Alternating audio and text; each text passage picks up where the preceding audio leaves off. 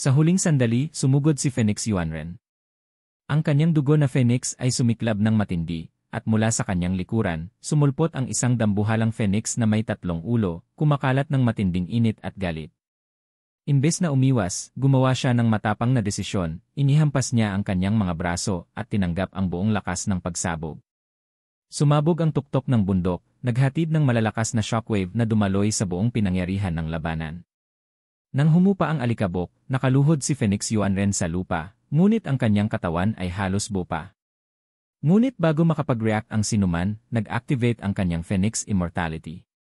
Mabilis na nag-regenerate ang kanyang katawan, ang kanyang laman ay nagdikit-dikit muli sa loob lamang ng ilang segundo. Nakaluhod siya, buhay, ngunit ang kanyang ekspresyon ay naging madilim. Hindi lamang ito isang napakalakas na atake, patunay ito na sobrang baba ang pagpapahalaga nila sa tunay na kakayahan ni Jiang Yi. Pinunasan ni Jimuji Seiichiro ang kanyang noo nang dumating ang realidad. Nagkamali sila ng malaki. Ito ba ang legendaryong pinakamalakas na kakayahan sa depensa? Kinagat ni Phoenix Yuanren ang kanyang mga ngipin. Lahat ng kanilang akala ay mali. Naramdaman ang bigat ng sitwasyon, tumingin si Phoenix Yuanren sa kanyang mga kasamahan, ang kanyang mga mata ay tumutok kay Jumonoba Satoru at Takuchi Mayumi. Walang pag-aalinlangan, nagbigay siya ng matibay na utos, kailangang protektahan ni Shimonomono Satoru si Mayumi anuman ang mangyari. Hindi nag-atubili si Shimonomono Satoru, tumango at nagsalita ng matatag na ipaglalaban niya si Miss Mayumi kahit pa ito'y kapalit ng kanyang buhay. Sa likuran niya, isang dambuhalang figura na nakabalot sa itim ang nakatayo ng hindi kumikilos, naglalabas ng malamig na presensya na nagdulot ng hindi maipaliwanag na takot sa buong battlefield. Nang walang ibang salitang binanggit, bumalik si Phoenix Yuanren at tumalon patungo kay Jiang Yi. Ang mga ugat ng kanyang katawan ay naging pula, kumalat ito at nagmukhang mga bitak ng isang batong sumabog. Mula sa kanyang mga daliri, lumabas ang 10 kumikinang na mga dugo, tumakbo ng mabilis patungo kay Jiang Yi. Bawat dugo ay may nakaukit na umiikot na mga disenyo, kumikislap ng kakaibang enerhiya. Ngunit sa kalagitnaan ng ere, nagsimulang magbago ang mga ito. Ang mga dugo ay naging 10 naglalagablab na mga uwak ng apoy, ang kanilang matutulis na hiyaw ay dumagundong sa buong battlefield habang sumusugod sila patungo kay Jiang Yi. Ito ang subduing demonic flame. Naging seryoso ang ekspresyon ni Jiang Yi. Pinag-aralan niya ang mga huling ulat ni Deng Xiantong tungkol kay Phoenix Yuanren, ngunit kulang ang impormasyon. Gayundin, hindi pa lubos na nauunawaan ni Phoenix Yuanren ang mga kakayahan ni Jiang Yi. Pareho silang nakatayo sa hindi tiyak na posisyon, alam nilang maaaring magbago ang takbo ng laban. Isang bagay lang ang sigurado, hindi maaaring umatras si Jiang Yi. Kung tatakas siya, madadamay ang buong koponan. Wala siyang ibang pagpipilian kundi ang tumayo at lumaban. Naiintindihan ni Phoenix Yuanren ang dimensional space ni Jiang Yi, ngunit pinili pa rin niyang maglunsad ng ataking base sa apoy. Ibig sabihin lang nito, hindi ordinaryo ang mga uwak na ito. Kung absorbihin ni Jiang Yi ang mga ito, maaaring mag-trigger ng isang nakatagong patibong. Kaya naman, sa halip na sipsipin ang atake, nagdesisyon siyang iwasan na lang ito. Sa isang iglap, nagbukas siya ng 2 teleportation gates at umalis sa loob ng ilang daang metro. Ngunit hindi nagpatinag ang mga uwak ng apoy. Nagbago sila ng direksyon sa ere at walang alinlangan na hinabol siya. Hindi ito mga ordinaryong bola ng apoy. Buhay sila. At hindi sila titigil. Inactivate ni Jiang Yi ang kanyang mikropono, at ang kanyang boses ay umalinggaw sa buong battlefield nang ipahayag niyang darating ang Samsara team mula sa Linhai City sa loob ng 20 minuto. Ang kailangan lang nila ay magtagal hanggang dumating sila at tiyak ang tagumpay. May halong pagpapakita ng pang-Aalaska, idinagdag pa niyang wala nang kailangang pag-aksaya ng lakas sa laban, wala nang tsansa na sila'y matatalo. Ngunit hindi lang ito isang anunsyo. Isa itong psychological attack. Balak magtanim ni Jiang Yi ng duda sa isipan sa mga pirata ng Qianlong at mga mandirigma ng Eclipse, pinapaligaya silang magduda sa kanilang lakas. Isang saglit na pag-aatubili lang at maaaring magbago ang agos ng laban pabor sa kanya. Ngunit hindi tinatablan si Phoenix Yuanren. Imbes na matakot, malamig at tiyak ang naging tugon niya. Kung darating ang mga reinforcement, dapat patayin na si Jiang Yi bago pa man siya makipagkita sa kanila. Sa itaas nila, nagsabog ang 10 naglalagablab na mga uwak ng apoy at nagbunga ng isang flaming cage na nagharang sa bawat posibleng daan ng pagtakas. Agad na kumilos si Jiang Yi. Walang alinlangan, inilabs niya ang kanyang white owl pistol, tinutok, at bumaril. Dalawang malalakas na putok ang umalingaw-ngaw, tinamaan ng mga holy silver bullets ang dalawang uwak ng apoy at sila'y naglaho sa epekto. Ang mga bala ni Jiang Yi ay may kakayahang magtanggal ng demonic energy, at hindi naging eksepsyon ang mga uwak na ito. Ngunit nang itaas ni Jiang Yi ang kanyang baril, sumugod ang mga natirang uwak ng apoy. Tatlo sa kanila ang sumugod mula sa iba't ibang anggulo, pinutol ang anumang posibleng pagtakas. Bumulong si Jiang Yi sa ilalim ng kanyang hininga, naramdaman niyang may hindi tama sa ataking ito. Wala nang ibang opsyon, binuksan niya ang kanyang dimensional space at inabsorb ang mga uwak ng apoy bago pa man sila makalapit sa kanya. Pagpasok ng mga ito, agad silang naglaho sa loob ng kanyang dimensional space, natunaw at naging makapal na usok na kulay dugo. At pagkatapos, isang nakakakilabot na sensasyon ang kumalat kay Jiang Yi.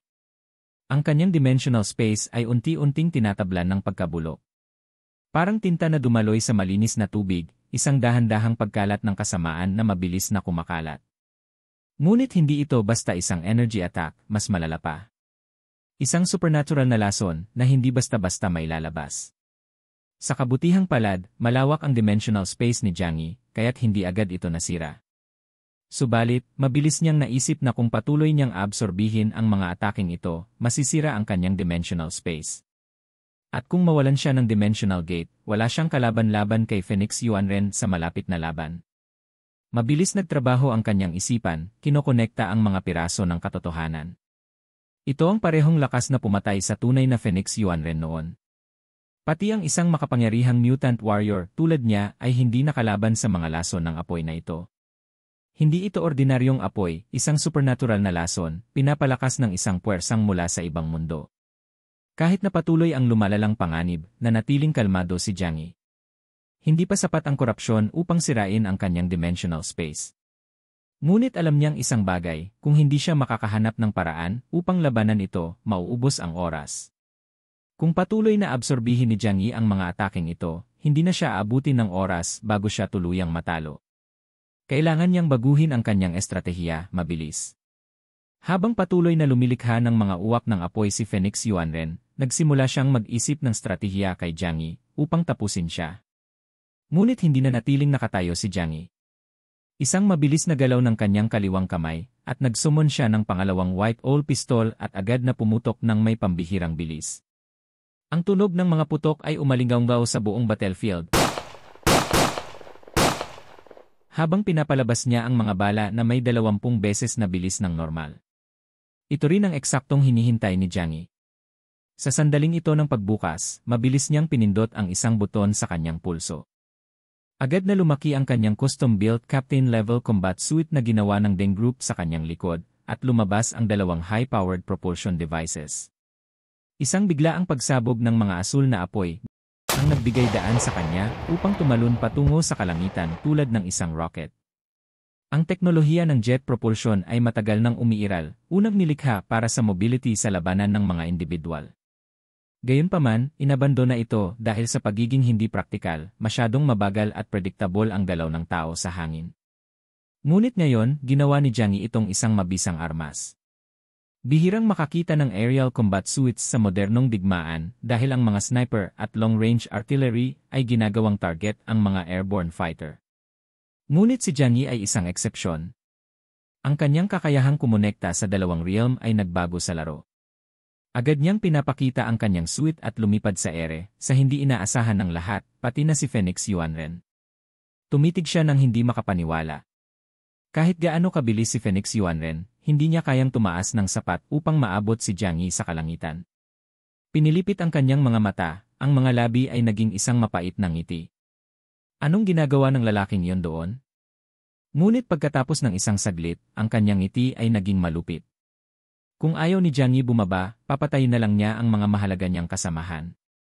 Mula sa itaas, iniskan ni Jiang Yi ang buong battlefield. Ang mga sundalo sa ibaba ay kasing liit ng mga langgam. Pagkatapos, nakita niya siya. Si Takuchi Mayumi. Nagtatago siya sa likod ng isang mababang bundok. Target acquired.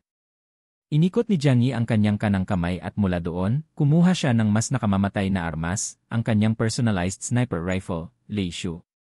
Sa sandaling nahawakan niya ang armas, sumulpot ang isang ngiti sa kanyang mga labi. Malapit nang mawala kay Phoenix Yuanren ang kanyang miko. Sa sandaling iyon, si Phoenix Yuanren ay tumatakbo patungo sa Tengu Squad, nakatuon na tapusin ang lahat. Ngunit sa segundo na narinig niya ang mga salita ni Jiang Yi, nagtigil siya. Hindi lang master marksman si Jiang Yi, isa rin siyang elite sniper na kayang patumbahin ang target kahit gaano pa man ito kalayo. Ngunit higit sa lahat, kailangang malapit si Mayumi Taikuchi sa battlefield para gumana ang kanyang kakayahan, ang Blood Grant.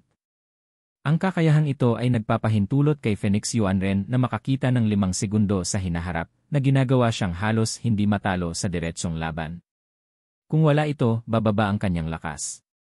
Ito ang tanging dahilan kung bakit pinapayagan ni Phoenix Yuanren na manatili si Mayumi Taikuchi na malapit sa battlefield. Kung wala siya, magiging malaki ang pagbabago sa kanyang lakas. Saglit na nag-alinlangan si Phoenix Yuanren. Hindi siya kayang patumbahin ni Jiang Yi, ngunit kayang patumbahin ni Jiang Yi si Mayumi Taikuchi. Ang pag-iisip na iyon ay nagdulot ng alon ng pag-aalinlangan sa kanya, kung mamatay siya, magiging malala ang mga kahihinatnan. Ngunit ang pag-aalangan ay tumagal lamang ng 1 segundo bago bumalik si Phoenix sa realidad. Hindi siya pwedeng magpadala sa takot mula sa mga pagbabanta ni Jiang Yi. Kung hayaang magdikta ang takot sa kanyang mga galaw, ano pang klaseng leader siya? Bukod pa rito, hindi nag-iisa si Mayumi. Nandoon si Shimonomono Satoru, nakatayo sa pagitan niya at handa sa anumang posibleng pag-atake. Hanggang dito na muna magtatapos ang ating kwento para sa araw na ito. Maraming salamat sa inyong panunood. Huwag kalimutang i-click ang subscribe button at i-on ang notification bell para hindi niyo ma-miss ang mga updates. Babalik ako bukas para sa isa pang kapanapanabik na episode. Hanggang sa muli, ingat kayo at tandaan, ang lahat ng problema ay may solusyon, at wag mo nang paabutin pa sa Rafael Tulfo in action.